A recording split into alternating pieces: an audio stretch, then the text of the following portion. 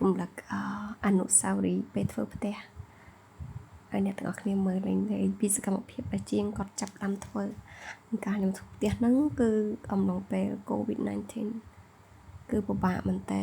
ទាំងយកជាងមកធ្វើទាំងការសាងសង់គឺពិបាក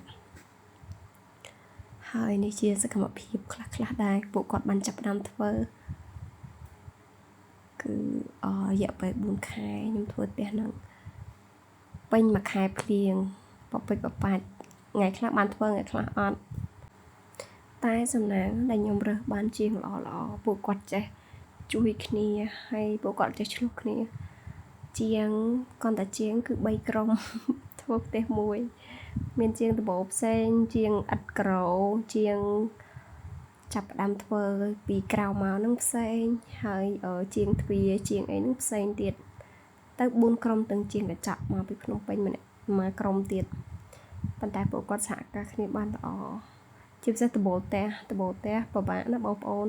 ធ្វើផ្ទះកុំចេះតែរើសជាងអត់ដឹងពួកដោយសារតែជាងខ្លះគាត់អត់សូវប៉ាកែទេដបូលនេះបើសិនជាជាងធម្មតាគាត់អត់ចេះប្រក់វានឹងអាចធ្លាក់ពោះក្បឿងវាធ្ងន់ហើយវាប្តីខ្ញុំឲ្យគេធ្វើរៀងធ្លាក់ដោយសារតែខ្លាច់ភ្លៀងសាអញ្ចឹងហើយបានអ្នកក៏គេមើលជុំវិញផ្ទះខ្ញុំអត់មានប្លង់ណាដែលត្រូវដាក់ឈើថែមេប៉ុន្តែត្រូវមានឈើជុំវិញផ្ទះហ្មងពួកដោយសារតែគាត់ឲ្យយើងថែមពួកគាត់ហ៊ានប្រក់អី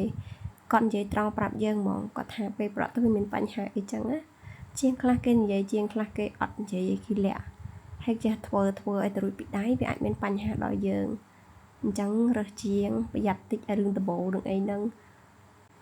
នេះខ្ញុំគ្រាន់តែចង់ចែកចម្លែកពីបទពិសោធន៍មួយដែលយើងធ្លាប់ជួបហើយបានដឹងមកប៉ុន្តែវាមិនទាំងអស់កើតទូទាំងអស់ទេ